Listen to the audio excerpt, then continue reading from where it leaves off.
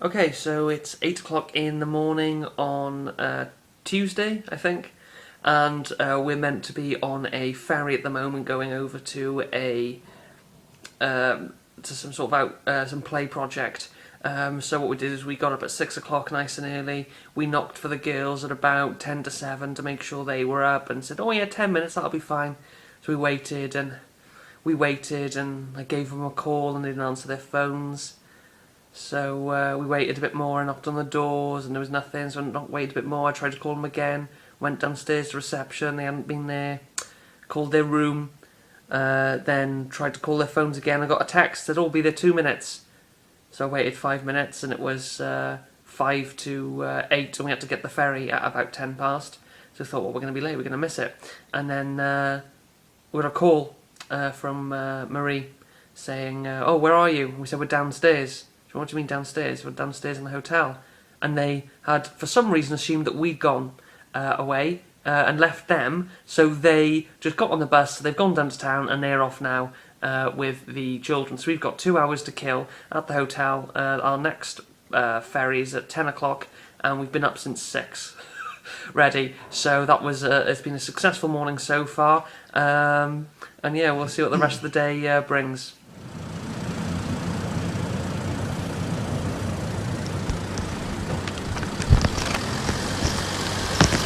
Simi and Tobin, we got to the port after a few apologetic texts and a few apologetic phone calls from the girls. The port was nice and easy to use. We got the bus down there, and that's the boat that we were going to go on. The architecture is, I don't know, quite industrial in some places, but as you'll see a little bit later, with his money and his housing, things are quite pretty.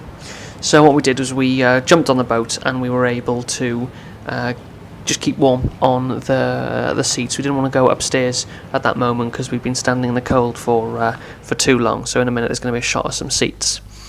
Hereford is 12 degrees.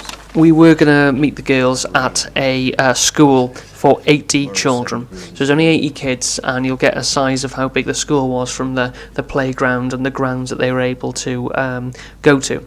And we met them when we started walking down these stairs, and they said that these are Marie's stairs because there was a lady called Marie who was always saying this slope is too dangerous, someone will fall.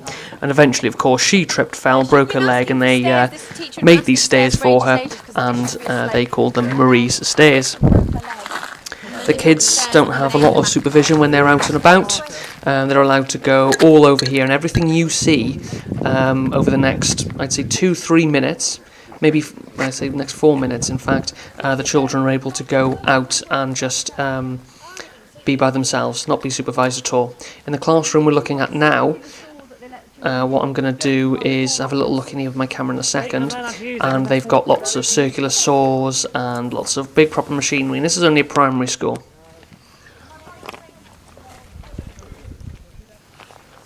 We had a conversation with a teaching assistant who works there,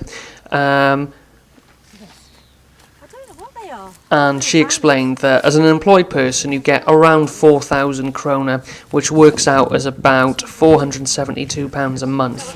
Housing is similar cost to the UK, which is £500 a month. So in an employment benefit you get about £118 a week for for a single person with children. There's a very little social housing apart from asylum seekers. She felt that everyone came to Norway because Norway, were a soft touch and give out too much money and help to foreigners rather than looking after the Norwegians. Now that sounds a bit familiar to me. And it may be that Stavanger is just a very rich part of the country and so doesn't see a lot of poverty. So I asked about maybe the services that go into school and educational psychologist. And they said, well, at the moment there's a waiting list, and we used to have school educational psychologists within the schools, but that's slowly stopped. I asked about how they get social services involvement and if an assistant can refer, but she said no, what would happen is a teacher would do that if she had any concerns. And the teaching assistant actually felt that there were some children who would need the involvement but didn't actually get it. And I asked why this was, and there's a strange sort of Ayn Randian idea that took root in Norway about 70 years ago, that it's what goes on is none of your business, and people should keep to their own problems. You shouldn't tell on people, you shouldn't snitch, because everybody should be able to, deal with their own problems and not tell on anybody and keep the state out. So there's no such sort of child protection as everyone's business over here. Well, that's what Even though the school was only for 80 children, it was huge and well resourced. The children had freedom to play in the woods, free of supervision, even down here to the, well, I wouldn't say it's a beach necessarily, but where the water meets the land. They were even able to come down here completely unsupervised. We were also told that most foods were made by the government. There's only one type of apple juice, for example, there's only one type of orange juice, and it's all made by the same company that's owned by the state. So you can have that or you can have nothing. It's said that Vladimir Putin is trying to emulate Norway in terms of public ownership and control of commodities, but in the things that aren't regulated, there's a lot of free market capitalism. Oh, just have a listen to this, how nice and quiet it is.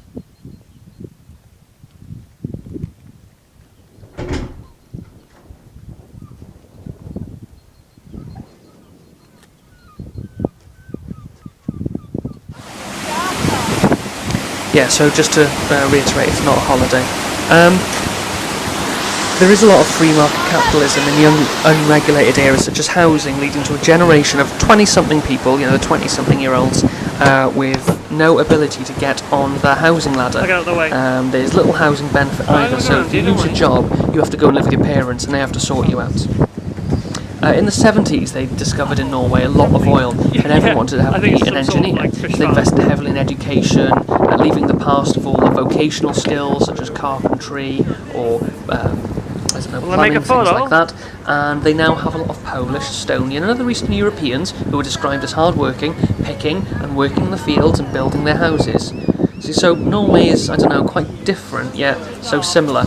We're all off to a networking event at the Link Workers' House today, as the weather is good. So I'm going to see if the view that I heard today is the general view of society in Stavanger, or there is a different view on how society is going and what people should be expected to do, what people are happy to give, what people are happy to take, because really we got two people's view today. So I'm going to leave you now with some shots of the boat on the way back from the island we're on today, which is called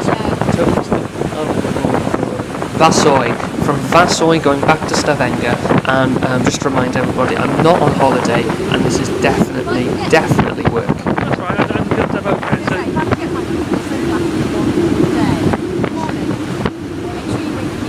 Okay.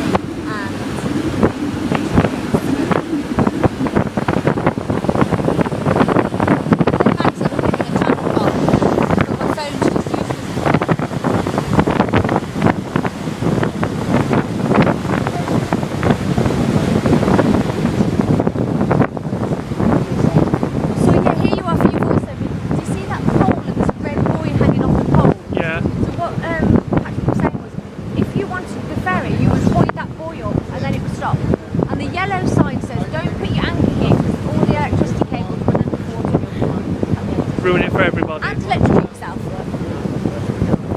So once the ferry arrives, you lower the buoy yourself. The ferry people don't do it.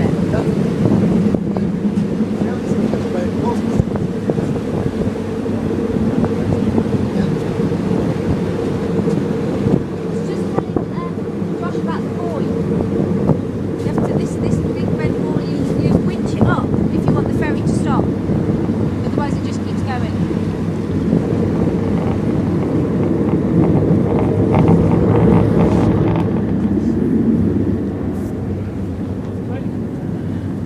My dream is like to buy a boat like that, transform it into a flat.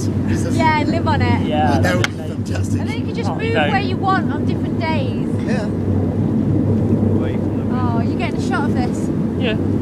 I got this all on video. Don't worry. And I'll upload it then as HD. Sorry.